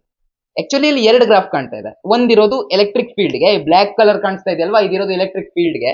ಹಾಗೇನೆ ಇಲ್ಲಿ ಬ್ಲೂ ಕಲರ್ ಒಂದು ಗ್ರಾಫ್ ಇದೆಯಲ್ವಾ, ಇದಿರೋದು ಎಲೆಕ್ಟ್ರಿಕ್ ಪೊಟೆನ್ಷಿಯಲ್ ಗೆ. ನೋಡಿ, ಇಲ್ಲಿ 2 ಕರ್ವ್ ಅನ್ನು ನೋಡಿ, ಎಲೆಕ್ಟ್ರಿಕ್ ಫೀಲ್ಡ್ ಇಂದ ಈ ರೀತಿಯಾಗಿ ಹೋಗಿದೆ, ಎಲೆಕ್ಟ್ರಿಕ್ ಪೊಟೆನ್ಷಿಯಲ್ ಇಂದ ಈ ರೀತಿಯಾಗಿ ಹೋಗಿದೆ. ಸೊ ಮತ್ತೊಂದು ಇಂಪಾರ್ಟೆಂಟ್ ಪಾಯಿಂಟ್ ಏನಪ್ಪಾ ಅಂದ್ರೆ, ಈ 2 ಕರ್ವ್ ಯಾವುದೋ ಒಂದು ಜಾಗದಲ್ಲಿ ಮೀಟ್ ಆಗ್ತಾ ಇದೆ. ಯಾವ್ದಪ್ಪ ಆ ಜಾಗ ಅಂತಂದ್ರೆ, ಆ ಆರ್ ಇದೆಯಲ್ವಾ, ಈ ಎಕ್ಸ್ ಆಕ್ಸಿಸ್ ನಲ್ಲಿ ನಾವು ಡಿಸ್ಟೆನ್ಸ್ ತಗೊಂಡಿದ್ದೇವೆ. ಆ ಡಿಸ್ಟೆನ್ಸ್ ನ ವ್ಯಾಲ್ಯೂ 1 ಇರಬೇಕಾದ್ರೆ, ಯಾಕಂದ್ರೆ ನೀವು ಯಾವ್ದೋ ಇಕ್ವೇಶನ್ ಹಾಕಿ ನೋಡಿ, ಎರಡರದು ಇಕ್ವೇಶನ್ ಹಾಕಿ ನೋಡಿ, ಆ ಡಿಸ್ಟೆನ್ಸ್ ನ ವ್ಯಾಲ್ಯೂ 1 ನೀವು ಯಾವಾಗ ಇಟ್ಕೋತೀರೋ, ಅವಾಗ ಎರಡರದು ವ್ಯಾಲ್ಯೂ ಇಲೆಕ್ಟ್ರಿಕ್ ಫೀಲ್ಡ್ ಫಾರ್ಮುಲಾ ಹಾಕಿದಾಗ ಆಗಿರ್ಬೋದು, ಅಥವಾ ನೀವು ಎಲೆಕ್ಟ್ರಿಕ್ ಪೊಟೆನ್ಷಿಯಲ್ ಇನ್ ಫಾರ್ಮುಲಾ ಹಾಕಿದಾಗ ಆಗಿರ್ಬೋದು, ಯಾವ್ದು ಹಾಕಿದ್ರೂ ಅದರ ವ್ಯಾಲ್ಯೂ ಸೇಮ್ ಬರುತ್ತೆ. ಯಾವಾಗ ಡಿಸ್ಟೆನ್ಸ್ ನ ವ್ಯಾಲ್ಯೂನ ನೀವು 1 ತಗೋತೀರೋ ಆವಾಗ. ಸೊ ನಿಮ್ಮ KCET ನೀಟ್ ದೃಷ್ಟಿಯಿಂದ ಈ ಕಾನ್ಸೆಪ್ಟ್ ನಿಮ್ಗೆ ಹೆಲ್ಪ್ ಆಗ್ಬೋದು. ಇದ್ರ ಮೇಲೆ ಡೈರೆಕ್ಟ್ ಕ್ವಶನ್ ಕೇಳದೆ ಇದ್ರು ಯಾವ್ದೋ ನ್ಯೂಮರಿಕಲ್ ಕೇಳಿರ್ತಾರೆ, ಅವಾಗ ಎಲೆಕ್ಟ್ರಿಕ್ ಫೀಲ್ಡ್ ಹೆಚ್ಚೋ ಅಥವಾ ಎಲೆಕ್ಟ್ರಿಕ್ ಪೊಟೆನ್ಷಿಯಲ್ ಹೆಚ್ಚು ಅಂತ ನಿಮ್ಗೆ ಕೇಳಿರ್ತಾರೆ. ಆ ಡಿಸ್ಟೆನ್ಸ್, ನೀವು ಡಿಸ್ಟೆನ್ಸ್ ಅನ್ನ ನೋಡ್ಕೋಬೇಕು. ಆ ಡಿಸ್ಟೆನ್ಸ್ ಏನ್ ಕೊಟ್ಟಿದಾರೋ ಆ ಡಿಸ್ಟೆನ್ಸ್ 1ಕ್ಕಿಂತ ಜಾಸ್ತಿ ಇದ್ರೆ ನೀವು ಯಾವ್ದು ಹೆಚ್ಚು ಅಂತ ಹೇಳ್ತೀರಾ? ಡಿಸ್ಟೆನ್ಸ್ 1ಕ್ಕಿಂತ ಜಾಸ್ತಿ ಇದ್ರೆ ಆವಾಗ ರೇಸ್ ನಲ್ಲಿ ಯಾರು ಮೊದಲು ಬರ್ತಾರೆ? ಮೇಲಿರೋರು ಯಾರು? ಎಲೆಕ್ಟ್ರಿಕ್ ಪೊಟೆನ್ಷಿಯಲ್ ಮೇಲೆ ಬರ್ತಾರೆ. ಸರಿನಾ? ಈ ಗ್ರಾಫ್ ಅನ್ನ ನೀವು ನಿಮ್ಮ ಟೆಕ್ಸ್ಟ್ ಬುಕ್ ನಲ್ಲೂ ಒಂದ್ಸಲ ನೋಡ್ಬೇಡಿ, ನಿಮ್ಗೆ ಕ್ಲಿಯರ್ ಆಗಿ ಹೋಗುತ್ತೆ. ಇವಾಗ ಎಲ್ಲ ಕ್ವಶನ್ ಗಳನ್ನ ಸಾಲ್ವ್ ಮಾಡ್ಕೋತಾ ಬರೋಣ. ಏನೇನು ಕಲ್ತಿದ್ರೋ ಅದಕ್ಕೆ ಸಂಬಂಧಪಟ್ಟ ಕ್ವಶನ್ ಒಂದು 3 ಕ್ವಶನ್ ತಗೊಂಡ್ಬಂದಿದ್ದಾನೆ. ನಿಮ್ಮ KCET ನೀಟ್ ಲೆವೆಲ್ಗೆ ಅದು ಹೆಲ್ಪ್ ಆಗುತ್ತೆ. ಎಲ್ಲಾ ಪ್ರಶ್ನೆಗಳನ್ನ ಆ ಕಡೆ ಡಿಸ್ಪ್ಲೇ ಮಾಡ್ತಾ ಇದ್ದೇನೆ. ಆಕ್ಚುಲಿ ನಾನು ಟ್ಯಾಬ್ ನಲ್ಲಿ ಮಾಡ್ತಾ ಇರೋದು ನಿಮ್ಗೆ ಅಲ್ಲಿ ಪಕ್ಕದಲ್ಲಿ ಕಾಣಿಸುತ್ತೆ. ಸರಿನಾ? ಸೊ ಏನಿರೋದು, ಮೊದಲನೇ ಪ್ರಶ್ನೆನ ನೀವು ನೋಡಿ. The potential at a point due to a charge ಎಷ್ಟಿದೆ ಅಂತ ಕೊಟ್ಟಿದ್ದಾರೆ. ಸರಿನಾ? ಸೊ ಚಾರ್ಜ್ ನ ವ್ಯಾಲ್ಯೂ ಅನ್ನ ಅವ್ರು ಕೊಟ್ಟಿದ್ದಾರೆ. ಲೊಕೇಟೆಡ್ 10 ಸೆಂಟಿಮೀಟರ್ ಅವೇ. ಸೊ ಏನ್ ಕೇಳಿದ್ದಾರೆ? 10 ಸೆಂಟಿಮೀಟರ್ ಅವೇ ಅಂತಾನು ಕೊಟ್ಟಿದ್ದಾರೆ. ಸೊ ಡಿಸ್ಟೆನ್ಸ್ ನ ವ್ಯಾಲ್ಯೂ ಕೂಡ ಅವರು ಕೊಟ್ಬಿಟ್ಟಿದ್ದಾರೆ. ಸೊ ಅವ್ರು ಕೇಳ್ತಾ ಇರೋದೇನು? ಅವ್ರು ಕೇಳ್ತಾ ಇರೋದು ಪೊಟೆನ್ಷಿಯಲ್ ಎಷ್ಟು ಅಂತ, ಅಂದ್ರೆ V ಎಷ್ಟು ಅಂತ ಅವ್ರು ಕೇಳ್ತಾ ಇದ್ದಾರೆ. ಸೊ ವೆರಿ ಸಿಂಪಲ್, ಹೌದಾ? ಸೊ ನಾವಿವಾಗ ಯಾವ ಫಾರ್ಮುಲಾ ಹಾಕೋಬೇಕು? ಇವಾಗ ಜಸ್ಟ್ ಕಲ್ತ್ವಲ್ಲ ಆ ಫಾರ್ಮುಲಾನ ಹಾಕೋಬೇಕು. ಸೊ ಏನು ಇವಾಗ ಕಲ್ತಿರೋ formula? V is equal to 1/4πε0 into Q divided by R. ಕರೆಕ್ಟಾ? ಇದೇ ಫಾರ್ಮುಲಾನ ನೀವು ಇವಾಗ ಕಲ್ತಿರೋದು. ಸೊ ಇದೇ ಫಾರ್ಮುಲಾನ ಅಪ್ಲೈ ಮಾಡ್ಕೊಂಡ್ರೆ ಆಯ್ತು. Q ವ್ಯಾಲ್ಯೂ ಎಷ್ಟಿದೆ? Q ವ್ಯಾಲ್ಯೂ ಇರೋದು 5 × 10⁻⁷. R ಎಷ್ಟಿದೆ? R ಇರೋದು 10 ಸೆಂಟಿಮೀಟರ್. ಕರೆಕ್ಟಾ? ಸೊ ಡಿಸ್ಟೆನ್ಸ್ ಅವ್ರು ಎಷ್ಟು ಕೊಟ್ಟಿದ್ದಾರೆ? ಡಿಸ್ಟೆನ್ಸ್ ಕೊಟ್ಟಿರೋದು 10 ಸೆಂಟಿಮೀಟರ್. ಸೊ ಡಿಸ್ಟೆನ್ಸ್ ಇರೋದು 10 ಸೆಂಟಿ ಅಂತಂದ್ರೆ ಎಷ್ಟಪ್ಪ? ಸೆಂಟಿ ಅಂತಂದ್ರೆ 10⁻². ಕರೆಕ್ಟಾ? ಸೊ ಇಲ್ಲಿ 10⁻² ಅಂತ ಹೇಳ್ಬೋದು.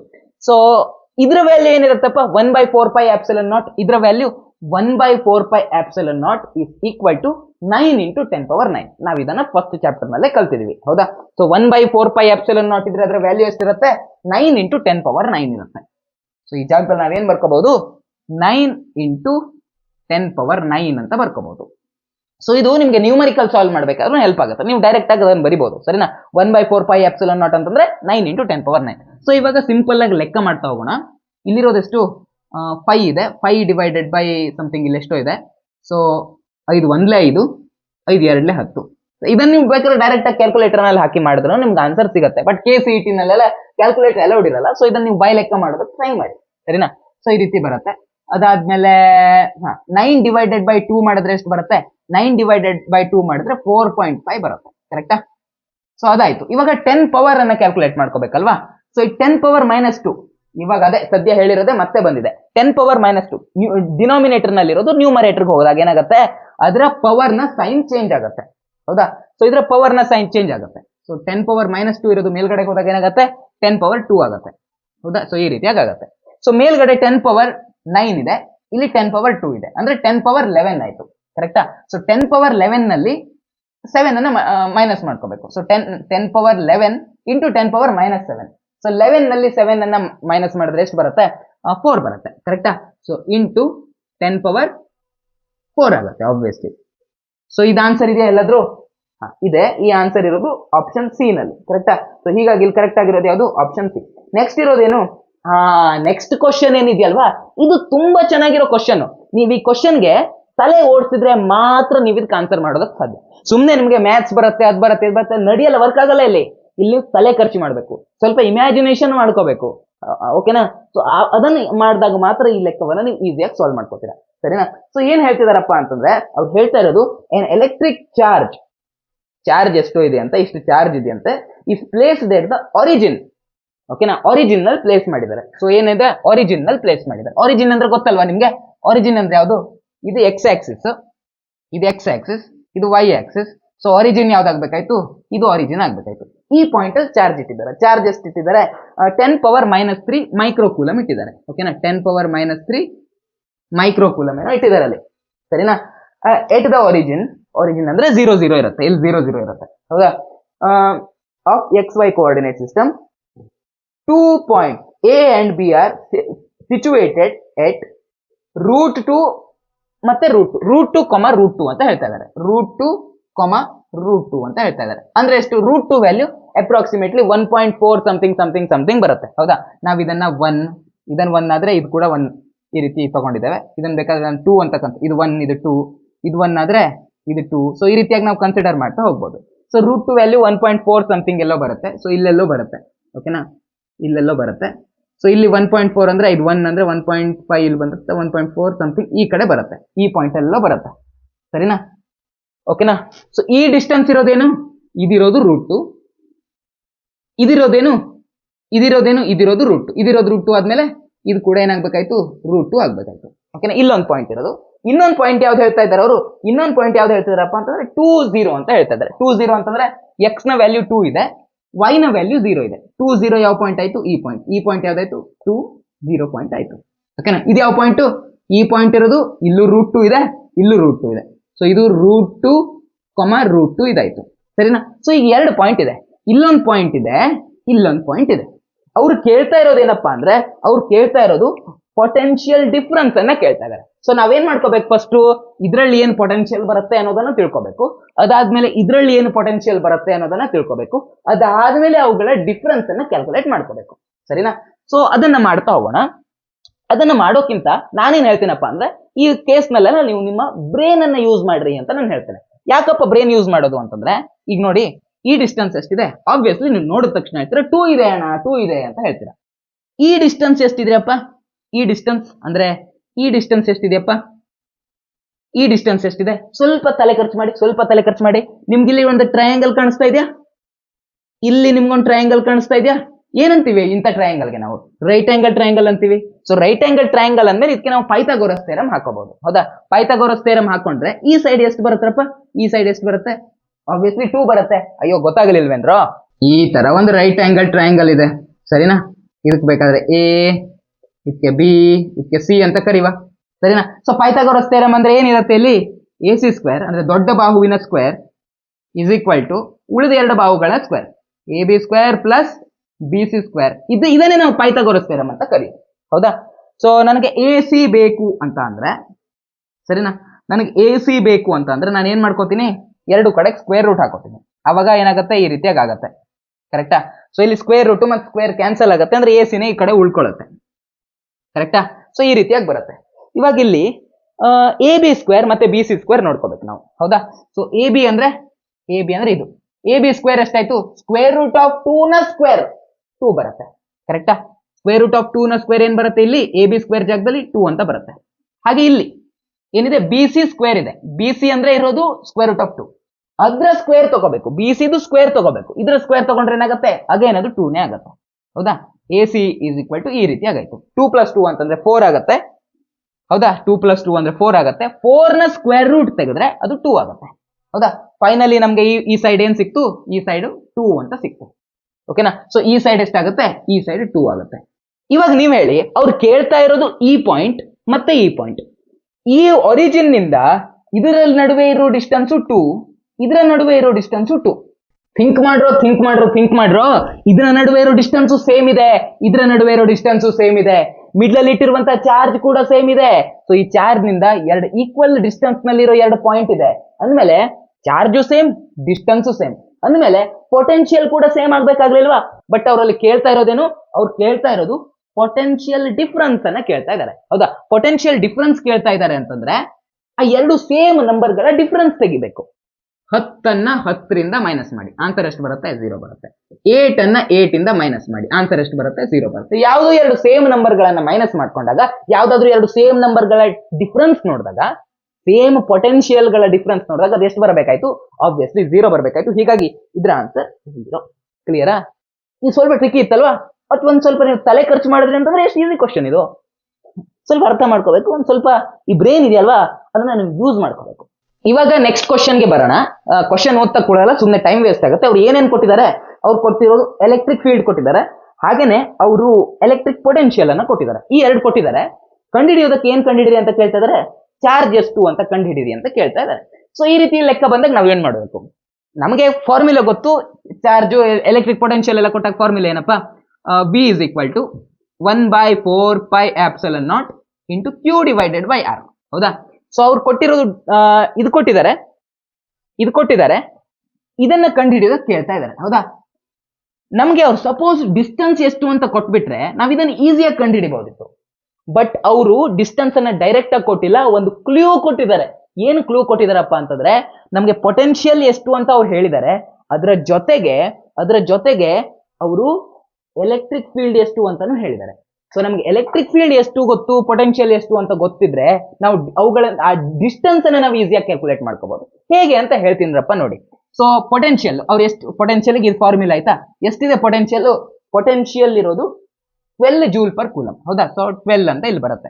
ಸೊ ಎಲೆಕ್ಟ್ರಿಕ್ ಫೀಲ್ಡ್ ಎಷ್ಟಿದೆ, ಎಲೆಕ್ಟ್ರಿಕ್ ಫೀಲ್ಡ್ ಇನ್ ಫಾರ್ಮುಲಾ ಬರ್ಕೊಳ್ಳಿ first. 1/4πε0 into Q divided by R². ಹೌದಾ? ಇದೆಷ್ಟಿದೆ, ಎಲೆಕ್ಟ್ರಿಕ್ ಫೀಲ್ಡ್ ಇರೋದು 24. ಕರೆಕ್ಟಾ? ಎಲೆಕ್ಟ್ರಿಕ್ ಫೀಲ್ಡ್ ಇರೋದು 24. ಏನಾದ್ರೂ ಐಡಿಯಾ ಮಾಡಕ್ಕಾಗತ್ತಾ ನೋಡ್ರ? ನನಗ್ ಒಂದು ಐಡಿಯಾ ಬಂತು. ಸೊ ಏನ್ ಮಾಡ್ಕೋತೀನಪ್ಪ ನಾನು ಅಂತಂದ್ರೆ ಇಲ್ಲಿ ಇದನ್ನಷ್ಟೇ ನೋಡಿ, ಇದೇ ಇಕ್ವೇಶನ್ ಅನ್ನ ನೋಡಿ. ಈ ಇಕ್ವೇಶನ್ ಅನ್ನ ನೋಡಿದ್ರೆ ನಾನು ಏನ್ ಹೇಳ್ಬಹುದು, ಇನ್ನೂ ಒಂದು ಒಳ್ಳೆ ಐಡಿಯಾ ನನ್ನ ತಲೆಗೆ ಬಂತು. ನಾವು ಮ್ಯಾಥ್ಸ್ ಅನ್ನು ಹೇಗ್ ಬೇಕಾದ್ರೂ ಸಾಲ್ವ್ ಮಾಡ್ಕೋಬಹುದು. ಓಕೆನಾ? ಸೊ ನೀವು ಇಲ್ಲಿ ವ್ಯಾಲಿಡ್ ಆಗಿರುವಂತ ಮ್ಯಾಥ್ಸ್ ಹಾಕಿದ್ರೆ ನಿಮ್ಗೆ ಕರೆಕ್ಟ್ ಆಗಿರುವಂತ ಆನ್ಸರ್ ಬರುತ್ತೆ. ನನಗೊಂದು ಶಾರ್ಟ್ ಕಟ್ ಐಡಿಯಾ ಬಂತು. ಏನು ಶಾರ್ಟ್ ಕಟ್ ಐಡಿಯಾ ಅಪ್ಪ ಅಂತಂದ್ರೆ, ಈಗ ನಾನು ಯಾವುದೋ ಒಂದ್ ನಂಬರ್ ಇಂದ ಇನ್ನೊಂದು ನಂಬರ್ ಅನ್ನ ನಾನು ಡಿವೈಡ್ ಮಾಡ್ಕೊಂಡ್ಬಿಡ್ತೀನಿ. ಅಂದ್ರೆ ಒಂದು ಇಕ್ವೇಶನ್ ನಿಂದ ಈ ಇಕ್ವೇಶನ್ ಅನ್ನ ಡಿವೈಡ್ ಮಾಡ್ಕೊತೀನಿ. ಇದು ನನಗೆ ಬಂದಿರೋ ಐಡಿಯಾ. ನೀವು ಬೇಕಾದ್ರೆ ನಿಮ್ಮ ಓನ್ ಮೆಥಡ್ ಅನ್ನ ಯೂಸ್ ಮಾಡ್ಕೊಂಡು ಕೂಡ ಇದನ್ನ ಸಾಲ್ವ್ ಮಾಡ್ಕೋಬಹುದು. ಸೊ ನಾನು ಏನ್ ಮಾಡ್ಕೋತೀನಿ, ಇದಕ್ಕೆ ಇಕ್ವೇಶನ್ ನಂಬರ್ 1 ಅಂತ ಕೊಟ್ಕೋತೀನಿ, ಇದಕ್ಕೆ ಇಕ್ವೇಶನ್ ನಂಬರ್ 2 ಅಂತ ಕೊಟ್ಕೋತೀನಿ. ಸೊ ಒಂದರಿಂದ ಇನ್ನೊಂದನ್ನ ಡಿವೈಡ್ ಮಾಡ್ಕೋತೀನಿ. ಸರಿನಾ? ಸೊ ಅವಾಗ ಏನಾಗುತ್ತೆ, ಪೂರ್ತಿ ಮಾಡಕ್ ಹೋಗಲ್ಲ, ಜಸ್ಟ್ ಇಷ್ಟೇ ಪಾರ್ಟ್ ಅನ್ನ ಮಾಡ್ಕೋತೀನಿ, ಸರಿನಾ? ಸೊ ಅವಾಗ ಏನ್ ಬರುತ್ತೆ, ಇಲ್ಲಿ ಮೇಲ್ಗಡೆ ಏನ್ ಬರಿಬೇಕಾಯ್ತು, ಮೇಲಿನ ಇಕ್ವೇಶನ್ ಬರಿಬೇಕಾಯ್ತು. 1/4πε0 Q ಡಿವೈಡೆಡ್ ಬೈ R. ಇಲ್ಲೇನಿದೆ, ಇಸ್ ಈಕ್ವಲ್ ಟು ಈ ಕಡೆ ಬರಿಬೇಕಲ್ವಾ, ಇಕ್ವೇಶನ್ ನಾನು ಡಿವೈಡ್ ಮಾಡ್ಕೋತೀನಿ ಅಂದ್ಮೇಲೆ. ಸೊ ಇಸ್ ಈಕ್ವಲ್ ಟು ಏನ್ ಬರ್ಕೋತೀನಿ, 12 ಅಂತ ಈ ಕಡೆ ಬರ್ಕೋತೀನಿ.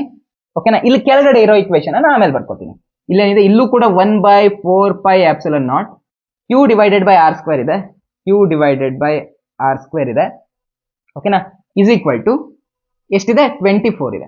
ಸೊ ಇದನ್ನ ಇಕ್ವೇಶನ್ 1 ಇಂದ ಇಕ್ವೇಶನ್ 2 ಅನ್ನ ಡಿವೈಡ್ ಮಾಡ್ಕೊಂಡೆ ನಾನು, ಮತ್ತೇನು ಮಾಡಿಲ್ಲ. ಇಕ್ವೇಶನ್ 1 ಡಿವೈಡೆಡ್ ಬೈ ಇಕ್ವೇಶನ್ 2 ಅನ್ನ ಮಾಡ್ಕೋತಾ ಇದ್ದೀನಿ. ಸರಿನಾ? ಇಲ್ಲಿ ನೋಡಿ, ಮೇಲ್ಗಡೆಗೂ ಇದಿದೆ, ಕೆಳಗಡೆಗೂ ಇದಿದೆ. ಸೊ ನಾ ಏನ್ ಮಾಡ್ಕೋತೀನಿ, ಎರಡನ್ನು ಕ್ಯಾನ್ಸಲ್ ಮಾಡ್ಕೊಂಡು ಬಿಡ್ತೀನಿ. ಸರಿನಾ? ಸೊ ಮತ್ತೊಂದು ಕೆಲಸ ನಾನು ಇಲ್ಲಿ ಮಾಡ್ಬೋದು. ಏನ್ ಮಾಡ್ಬೋದಪ್ಪ ಅಂತಂದ್ರೆ, ಇಲ್ಲಿ ಡಿಸ್ಟೆನ್ಸ್ ನ ಸ್ಕ್ವೇರ್ ಏನ್ ಕಾಣ್ತಾ ಇದೆ ಅಲ್ವಾ, R². ಇದೇನಿದೆ, ಇದು ಡಿನಾಮಿನೇಟರ್ ಅಲ್ಲಿ ಇದೆ. ಇದು ಮೊದಲೇ ಇರೋ ಡಿನಾಮಿನೇಟರ್ ಅಲ್ಲಿ, ಈ ಡಿನಾಮಿನೇಟರ್ ನಲ್ಲಿ R² ಇದೆ. ಸೊ ನಾನು ಏನ್ ಮಾಡ್ಕೋಬಹುದು, ಅದನ್ನ ನ್ಯೂಮರೇಟರ್ಗೆ ಈಸಿಯಾಗಿ ತಗೊಂಡು ಹೋಗ್ಬೋದು. ಸೊ R² ಅನ್ನ ನಾನು ಏನ್ ಮಾಡ್ಬೋದು, ನ್ಯೂಮರೇಟರ್ನ ಇಲ್ಲಿ ತಗೊಂಡು ಹೋಗ್ಬೋದು. ಸರಿನಾ? ಇದನ್ನ ನಾನು ನ್ಯೂಮರೇಟರ್ಗೆ ತಗೋಬಹುದು. ಇವಾಗ ಸೈನ್ ಚೇಂಜ್ ಆಗುತ್ತಾ, ಸೈನ್ ಚೇಂಜ್ ಆಗಲ್ಲ. ಸಪೋಸ್ ನಾ ಇಲ್ಲಿರೋ Q ಅನ್ನ ಇಲ್ಲಿಗೆ ತಗೊಂಡು ಹೋದ್ರೆ ಅವಾಗ ಸೈನ್ ಚೇಂಜ್ ಆಗ್ತಾ ಇತ್ತು. ಈ R² ಎಲ್ಲಿತ್ತು, ಡಿನಾಮಿನೇಟರ್ ಅಲ್ಲಿ ಇತ್ತು. ಸೊ ನಾ ಇದನ್ನ ಡೈರೆಕ್ಟ್ ಆಗಿನೇ ಇಲ್ಲಿ ತಗೊಂಡು ಬಂದ್ಬಿಡ್ಬೋದು. ಸರಿನಾ? ಅವಾಗ ಏನಾಗುತ್ತೆ, ಇಲ್ಲಿ ಮೇಲ್ಗಡೆ ಒಂದು Q ಇದೆ, ಇಲ್ಲೊಂದು Q ಇದೆ, ಕ್ಯಾನ್ಸಲ್ ಆಗಿ ಹೋಗ್ಬಿಡುತ್ತೆ. ಇಲ್ಲಿ R² ಇದೆ, ಡಿವೈಡೆಡ್ ಬೈ R ಇದೆ. ಸೊ ಅವಾಗ ಏನಾಗುತ್ತೆ, ಆಬ್ವಿಯಸ್ಲಿ R ಅಂತಾನೆ ಬರುತ್ತೆ. R² ಡಿವೈಡೆಡ್ ಬೈ R ಮಾಡಿದ್ರೆ R ಬರುತ್ತೆ ತಾನೆ. ಸೊ ಈ ಕಡೆಗೆ ಏನ್ ಬರುತ್ತೆ, ಈ ಕಡೆ R ಅಂತ ಸಿಗುತ್ತೆ. ಈ ಕಡೆಗೆ ಏನ್ ಸಿಗುತ್ತೆ, ಈ ಕಡೆಗೆ 12 ಡಿವೈಡೆಡ್ ಬೈ 24 ಅಂದ್ರೆ ಹಾಫ್ ಅಂತ ಸಿಗುತ್ತೆ. ಅಂದ್ರೆ 0.5 ಸಮಥಿಂಗ್ ಆ ರೀತಿಯಾಗಿ ಸಿಗುತ್ತೆ. ಸರಿನಾ? ಸೊ R ವ್ಯಾಲ್ಯೂ ಏನಾಯ್ತು, ಇಲ್ಲಿ R ವ್ಯಾಲ್ಯೂ ಹಾಫ್ ಅಥವಾ 0.5 ಮೀಟರ್ ಅಂತ ಆಯ್ತು. ಸರಿನಾ? 0.5 ಮೀಟರ್ ಅಂತ ಆಯ್ತು. ಇವಾಗ ನಮ್ಗೆ ಪೊಟೆನ್ಶಿಯಲ್ ವ್ಯಾಲ್ಯೂನು ಗೊತ್ತು, R ವ್ಯಾಲ್ಯೂನು ಗೊತ್ತು, ಚಾರ್ಜ್ ಅನ್ನ ಈಸಿಯಾಗಿ ಕಂಡುಹಿಡ್ಕೋಬಹುದು. ಹೌದಾ? ಸೊ ಏನಿತ್ತು formula is equal to V is equal to ಏನಿತ್ತು, 1/4πε0 into Q divided by R ಅಂತ ಇತ್ತು. V ವ್ಯಾಲ್ಯೂ ಅವರೇ ಕೊಟ್ಟಿದ್ದಾರೆ. ಪೊಟೆನ್ಶಿಯಲ್ ಎಷ್ಟಿದೆ, 12 ಜೂಲ್ ಪರ್ ಕೂಲಮ್ ಇದೆ. ಸೊ ಇಲ್ಲಿ ಎಷ್ಟು ಬರಿಬಹುದು, ನಾವು 12 ಅಂತ ಬರಿಬಹುದು. R ಎಷ್ಟಿದೆ, R ಇರೋದು 0.5 ಇದೆ. ಸೊ 0.5 ಅಂತಂದ್ರೆ ಹಾಫ್. ಸೊ ಅದನ್ನ ನಾನು ಹಾಫ್ ಅಂತ ಬೇಕಾದ್ರೂ ಬರಿಬಹುದು, 0.5 ಅಂತ ಬೇಕಾದ್ರೂ ಬರಿಬಹುದು, ಏನ್ ಬೇಕಾದ್ರೂ ಬರಿಬಹುದು. ನಾನು 0.5 ಅಂತ ಬರ್ಕೋತೀನಿ. ಸರಿನಾ? ಸೊ 1/4πε0 ಅಂದ್ರೆ ಎಷ್ಟು, 1/4πε0 ಅಂತಂದ್ರೆ 9 into 10 power 9. ಕರೆಕ್ಟಾ? ಸೊ ಇಲ್ಲಿರೋದೆಷ್ಟು, 9 into 10 power 9. ಸರಿನಾ? ಸೊ ಇಲ್ಲಿರೋದು 0.5 ಈ ಕಡೆ ಹೋಯ್ತು, ಡಿವೈಡೆಡ್ ಬೈ 0.5 ಇರೋದು ಈ ಕಡೆ ಹೋದ್ರೆ ಇಂಟು 0.5 ಆಗುತ್ತೆ. ಹೌದಾ? 12 ಇಂಟು ಹಾಫ್ ಮಾಡಿದ್ರೆ ಏನ್ ಬರುತ್ತೆ, ಇದು ಈ ಕಡೆಗೆ ಹೋದ್ರೆ ಇಂಟು 0.5 ಆಯ್ತು. ಹೌದಾ? ಇಂಟು 0.5 ಆಯ್ತು. 12 ಇಂಟು ಹಾಫ್, 0.5 ಅಂದ್ರೆ ಹಾಫ್. 12 ರ ಅರ್ಧ ಎಷ್ಟು, 12 ರ ಅರ್ಧ 6 ತಾನೆ. ಸೊ ಇಲ್ಲಿ 6 ಅಂತ ಬರ್ಕೋತೀನಿ. ಸರಿನಾ? ನಾ ಇಷ್ಟೆಲ್ಲ ಕ್ಯಾಲ್ಕುಲೇಷನ್ ಮಾಡೋದು ಬೇಡ, ಆಕ್ಚುಲಿ ಕ್ಯಾಲ್ಕುಲೇಟರ್ ಎಲ್ಲ ಕಟ್ ಕಟ್ ಕಟ್ ಮಾಡಿದ್ರೆ ಆಗೋಗಿತ್ತು, ಆನ್ಸರ್ ಸಿಗ್ತಾ ಇತ್ತು, ಬಟ್ ಸ್ಟಿಲ್ ಪರವಾಗಿಲ್ಲ. ಇವಾಗ ಏನಿದೆ, ಒಂದು ಕೆಲಸ ಮಾಡ್ಕೋತೀನಿ, ನಮ್ಗೆ ಕ್ಯೂ ಬೇಕು ತಾನೆ, ಸೊ ಇದನ್ನ ಈ ಕಡೆ ತಗೊಂಡು ಹೋಗ್ಬಿಡೋಣ. ಓಕೆನಾ? ಈ 10⁻9 ಏನಿತ್ತು ಇದನ್ನ ಪೂರ್ತಿ ವ್ಯಾಲ್ಯೂನ ಈ ಕಡೆ ತಗೊಂಡು ಹೋಗ್ಬಿಡೋಣ. ಏನಾಗತ್ತೆ ಅವಾಗ, ಇಲ್ಲಿ 9 × 10⁻9 ಅಂತ ಆಗತ್ತೆ. ಈ 10⁻9 ಏನಿತ್ತಲ್ವಾ, ಈ 10⁻9 ಅನ್ನ ಮೇಲ್ಗಡೆ ತಗೊಂಡೋದ್ರೆ 10⁻−9 ಆಗುತ್ತೆ. ಸರಿನಾ? ಇದು ಡಿನಾಮಿನೇಟರ್ ಅಲ್ಲಿ ಇಲ್ಲ, ಅದು 10⁻9 ಡಿನಾಮಿನೇಟರ್ ನ್ಯೂಮರೇಟರ್ ಅಲ್ಲಿ ಇದೆ. ಸೊ ಇಲ್ಲಿ ತಗೊಂಡೋಗಿ 10⁻−9 ಅಂತ ಆಗುತ್ತೆ, ಕೆಳಗಡೆ 9 ಇತ್ತು. ಸೊ ಈ ರೀತಿಯಾಗಿ ಆಯ್ತು. ಸೊ ಇದನ್ನ ನಾವು ಸಾಲ್ವ್ ಮಾಡ್ಕೊಂಡ್ರಿ ಅಂತಂದ್ರೆ 2/3 ಸಮಥಿಂಗ್ ಬರುತ್ತೆ. ಸೊ 2/3 ವ್ಯಾಲ್ಯೂ ಏನ್ ಬರುತ್ತೆ, 2/3 ವ್ಯಾಲ್ಯೂ ಸಮಥಿಂಗ್ ನಮ್ಗೆ ಎಕ್ಸಾಕ್ಟ್ಲಿ ನೆನಪಿಲ್ಲ, 0.666666 ಸಮಥಿಂಗ್ ಬರುತ್ತೆ. ಹೌದಾ? ಸೊ ಅಷ್ಟೇನೋ ಬರುತ್ತೆ ಇಲ್ಲಿ, ಅದೇನೋ ಬಂತು ಬಿರ್ಲಿ, 2.2/3 ಅಂತಾನೆ ಇರೋಣ. 2/3 × 10⁻−9 ಕೂಲಮ್ ಅನ್ನೋದು ನಮ್ಮ ಆನ್ಸರ್. ಸೊ ಈ ಆನ್ಸರ್ ಇಲ್ಲ, ಬಟ್ ಇದಕ್ಕೆ ಹತ್ರ ಇರೋ ಆನ್ಸರ್ ಯಾವುದು ಅಂತ ನೋಡಿ ನೀವು. ಸರಿನಾ? ಇದಕ್ಕೆ ಹತ್ರ ಇರೋ ಆನ್ಸರ್ ಯಾವುದು, ಇದು. 4 ಆನ್ಸರ್ ಅಲ್ಲಿ ಈ ಆನ್ಸರ್ ಅದಕ್ಕೆ ಹತ್ರ ಇರೋದು. ಸೊ ಆಪ್ಷನ್ ಡಿ ಇಲ್ಲಿ ಸರಿಯಾಗಿರೋ ಆನ್ಸರ್. ಐ ಹೋಪ್ ಇವತ್ತಿನ ಕ್ಲಾಸ್ ಅಂತೂ ಅರ್ಥ ಆಗಿರತ್ತೆ ನಿಮಗೆ. ಅದಾದ್ಮೇಲೆ ನ್ಯೂಮರಿಕಲ್ ಒಂದ್ ಸ್ವಲ್ಪ ನೀವು ಬೋರ್ಡ್ ಎಕ್ಸಾಮ್ ಕಿಂತ ಒಂದ್ ಸ್ವಲ್ಪ ಆಳಕ್ಕೆ ಹೋಗ್ತಾ ಇದೀವಿ ನಾವು. ಸೊ ನ್ಯೂಮರಿಕಲ್ ದಯವಿಟ್ಟು ನಿಮ್ ತಲೆ ಮೇಲೆ ಹೋಯ್ತು ಅಂತಂದ್ರೆ ಪ್ಲೀಸ್ ಕಮೆಂಟ್ ಬಾಕ್ಸ್ ಅಲ್ಲಿ ಹಾಕಿ, ಪ್ಲೀಸ್ ಹಾಕಿ, ನಾನು ಇನ್ನೂ ಡೀಟೇಲ್ ಆಗಿ ಎಕ್ಸ್ಪ್ಲೈನ್ ಮಾಡಕ್ ಟ್ರೈ ಮಾಡ್ತೀನಿ. ಸರಿನಾ? ಇದಾಗಿತ್ತು ಇವತ್ತಿನ ವಿಡಿಯೋ. ಮುಂದಿನ ವಿಡಿಯೋದಲ್ಲಿ ಮತ್ತೆ ಭೇಟಿಯಾಗೋಣ. ಅಲ್ಲಿವರೆಗೂ ನಮಸ್ಕಾರ.